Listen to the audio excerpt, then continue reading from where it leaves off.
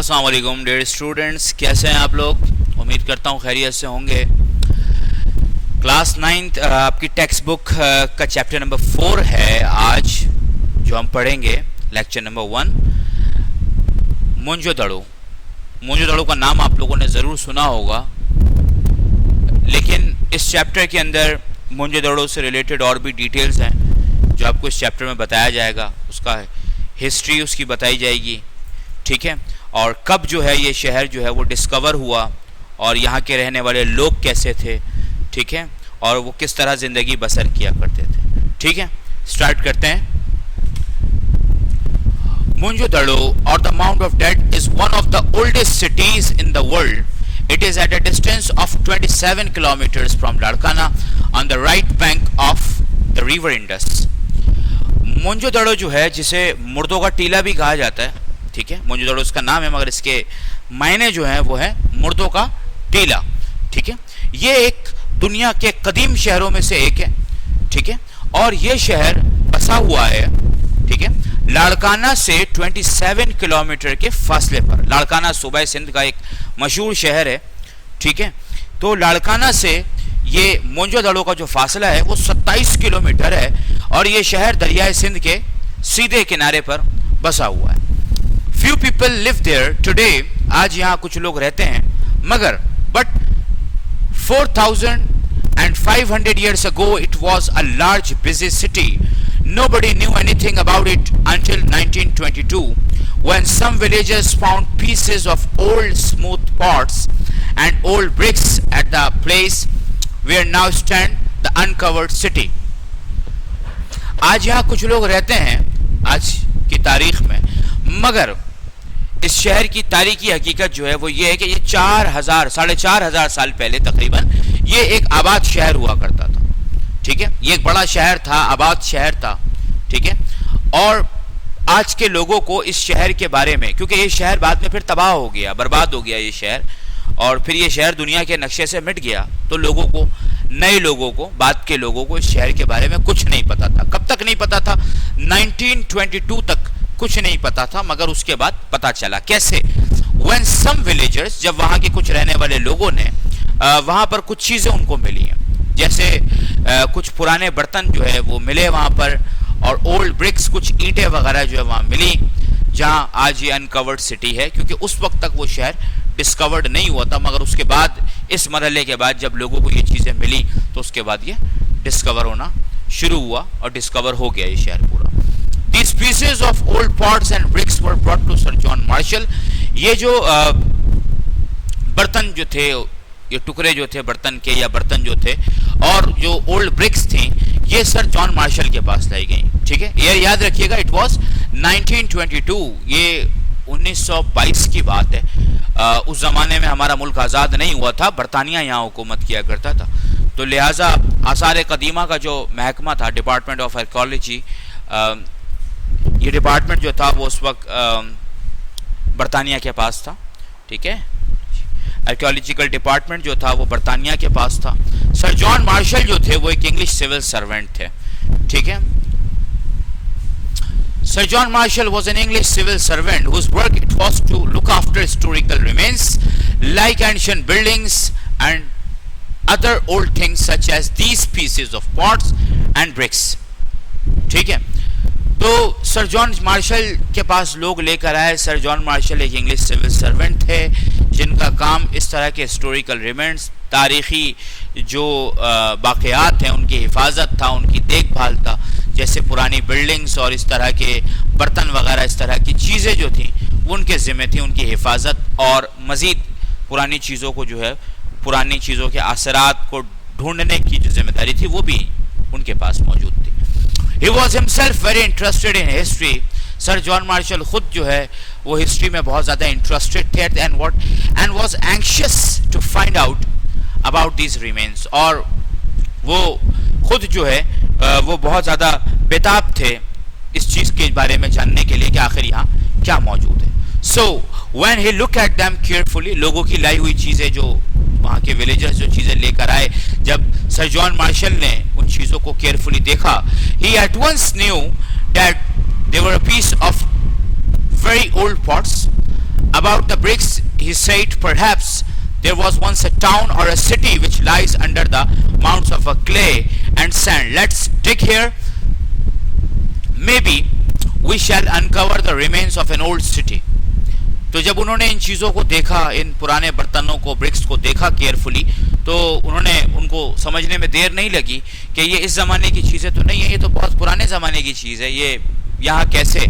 تب ان کے یہ بات سمجھ میں آئی کہ شاید جس جگہ سے یہ چیزیں مل رہی ہیں وہاں پر اگر اس جگہ کو کھودا جائے تو شاید کوئی پرانا ڈھانچہ, کوئی پرانا شہر ہو سکتا ہے کہ موجود ہو, کیونکہ جو چیزیں یہاں سے برآمد ہو رہی ہیں, جو چیزیں مل رہی ہیں, وہ آج کے زمانے میں پائی نہیں جاتی ہیں. یہ چیزیں بہت پرانی چیزیں ہیں, تو دیکھتے ہیں کہ یہاں کیا ملتا ہے. ٹھیک ہے, تو ان کو ضرور اس بات کا اندیشہ تھا کہ ایسا ہے کہ شاید کوئی بہت بڑا شہر جو ہے وہ مٹی تلے دب گیا ہے, اور شاید اسے کھودا جائے تو کوئی شہر جو ہے اس کے اثرات, اس کی باقیات جو ہیں وہ مل جائیں. ٹھیک ہے بچوں, یہاں تک سمجھ میں آ رہا ہے؟ ٹھیک ہے, اب آگے چلتے ہیں. So the man started digging, and as they dug more and more, such pieces came up. تو لوگوں نے جو ہے, جو مزدور تھے, انہوں نے وہاں پر کھدائی کا کام شروع کیا, اور جیسے جیسے وہ اس جگہ کو کھودتے رہے اور چیزیں باہر آتی رہی, اور باقیات اس شہر کی, برتن وغیرہ, چیزیں وغیرہ باہر آنے لگی. Till there appeared bit by bit a city of straight roads and well-built houses. یہاں تک کہ ایک پورے شہر کا نقشہ نمودار ہو گیا. ایک پورا شہر تھا, آہستہ آہستہ کر کے وہ شہر نظر آنے لگا, جس میں اسٹریٹ روڈز تھے, ویل بلڈ ہاؤسز تھے. یہ ایک پورا شہر تھا جو مٹی تلے دفن ہو گیا تھا, مٹی کے نیچے دفن ہو گیا تھا, جو اب انہیں مل گیا تھا. You can imagine how surprised and excited the people were.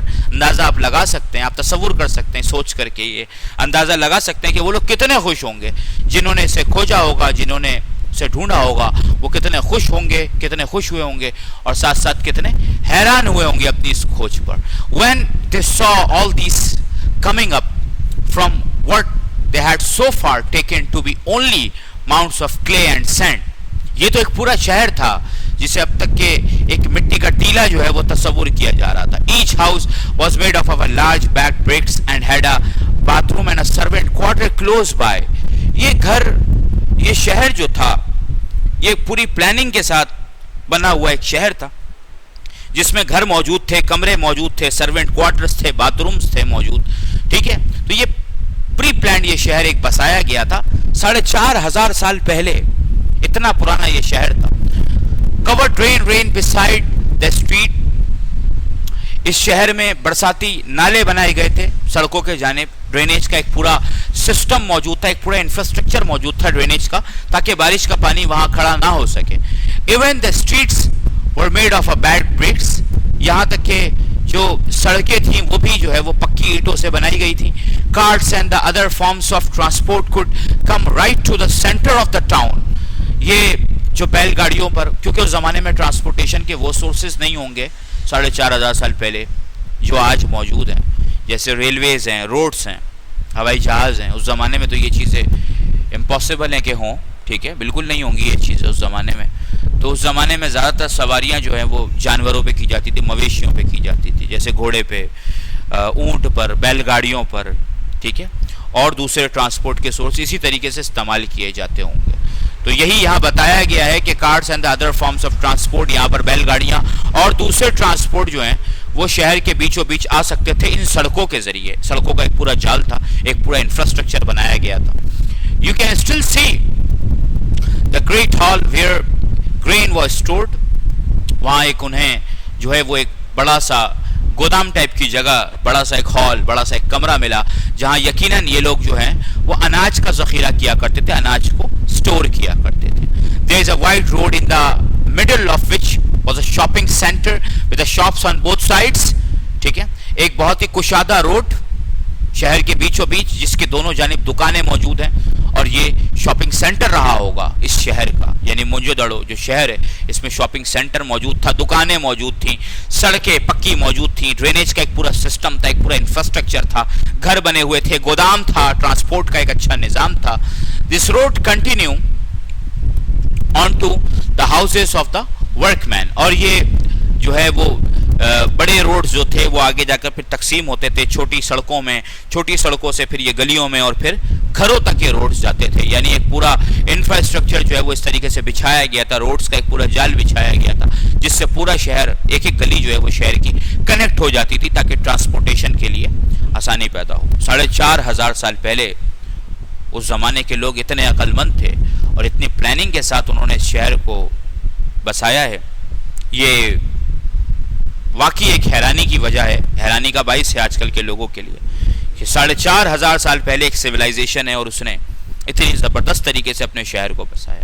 تو بچوں یہاں اور بھی مثالیں موجود ہیں، دنیا کی اور بھی بیشتر سویلائزیشنز ایسی ہیں موجود جن کے بارے میں آج سائنس حیران ہے کہ انہوں نے اپنے زمانے میں جو انفراسٹرکچر بنایا ہے اور اس زمانے کے کئی میگا اسٹرکچرز جو آج بھی موجود ہیں جو انہوں نے بنایا، آخر ان چیزوں کو کیسے بنایا ہوگا انہوں نے. اس زمانے میں اتنی بھاری مشینری موجود نہیں تھی، کرینز موجود نہیں تھی. مثال کے طور پہ ایک سویلائزیشن ہے جو ایجپشین سویلائزیشن کہلاتی ہے، یہ ہزاروں سال پرانی ہے، ہزاروں سال پرانی. مصر جو ملک ہے، ظاہر سی بات ہے کہ وہاں آج آبادی ہے، وہاں لوگ رہتے ہیں، مگر اس سے پہلے بھی قدیم مصر کی ایک تہذیب رہا کرتی تھی جو اب موجود نہیں ہے وہاں پہ. یہ آج کا مصر ہے، دور جدید کا مصر ہے، مگر ایک قدیم تہذیب مصر کی ایجپشین سویلائزیشن رہا کرتی تھی کئی ہزار سال پہلے، جنہوں نے ایسے اسٹرکچرز بنائے ہیں کہ سائنس حیران ہے. جن میں ایک جیتی جاگتی مثال جو ہے وہ پیرامڈ آف گیزا ہے جو مصر میں موجود ہے، جس کو ہم اردو میں اہرام مصر کہتے ہیں. اہرام مصر جو ہے وہ انہوں نے پیرامڈز بنائے ہیں اور آج دنیا بھر کے سائنسدان، انجینئرز، آرکیٹیکٹ حیران ہیں کہ ہزاروں سال پہلے اتنی زبردست میگا اسٹرکچر کیسے بنا دیا ان لوگوں نے، جبکہ اس زمانے میں نہ بھاری مشینری موجود تھی، نہ اتنے بہترین ٹرانسپورٹیشن کے سورسز موجود تھے، اس کے باوجود بھی یہ انہوں نے بنایا. اس کے علاوہ بھی کئی سویلائزیشنز ہیں جس کی کئی ایک ایجادات ہیں جو بعد میں دریافت ہوئی ہیں، اسی طریقے سے جیسے موئنجو دڑو دریافت ہوا. باقی سویلائزیشنز کے جو آثار ہیں وہ بھی ان کے شہروں کے جو آثار ہیں یا ان کی جو ایجادات تھیں وہ دریافت ہوئی ہیں، اور آج بھی دنیا حیرت میں ہے کہ کیسے یونانی سویلائزیشن، گریک سویلائزیشن ہے اس میں، ٹھیک ہے. اس کے علاوہ اور بھی بہت ساری سویلائزیشن ہے، مایا سویلائزیشن ہے، ایسٹک سویلائزیشن ہے. یہ دنیا کی قدیم سویلائزیشن ہے جو اپنے دور کے حساب سے بہت جدید تھی. ہزاروں سال پہلے یہ سویلائزیشن بہت جدید تھی اس زمانے کے اعتبار سے، ٹھیک ہے. تو یہ لیکچر جو ہے، لیکچر نمبر 1 کمپلیٹ ہوتا ہے. یہ مثال میں نے آخر میں دی تھی کچھ سویلائزیشنز کے بارے میں، کچھ پرانی تہذیبوں کے بارے میں، کچھ پرانی قوموں کے بارے میں بتایا کہ وہ کتنی ویل ایجوکیٹڈ تھیں. ویل ایجوکیٹڈ ہونے کے ساتھ ساتھ وہ سائنس اینڈ ٹیکنالوجی کے میدان میں سائنس اینڈ ٹیکنالوجی سے واقف تھیں، جبھی انہوں نے ایسی چیزیں بنائی تھیں، ٹھیک ہے. تو یہ لیکچر 1 کمپلیٹ ہوتا ہے. امید کرتا ہوں آپ لوگوں کو سمجھ میں آیا ہوگا. اگلے لیکچر میں دوبارہ جو ہے وہ میں حاضر ہوں گا لیکچر نمبر 2 کے ساتھ، اور اس کا جو ریمیننگ پارٹ ہے اس چیپٹر کا وہ جو ہے وہ انشاءاللہ اگلے لیکچر میں جو ہے وہ آپ کو پڑھایا جائے گا، ٹھیک ہے. اب آپ لوگوں سے میں اجازت چاہوں گا، بہت بہت خیال رکھیے گا. اللہ حافظ.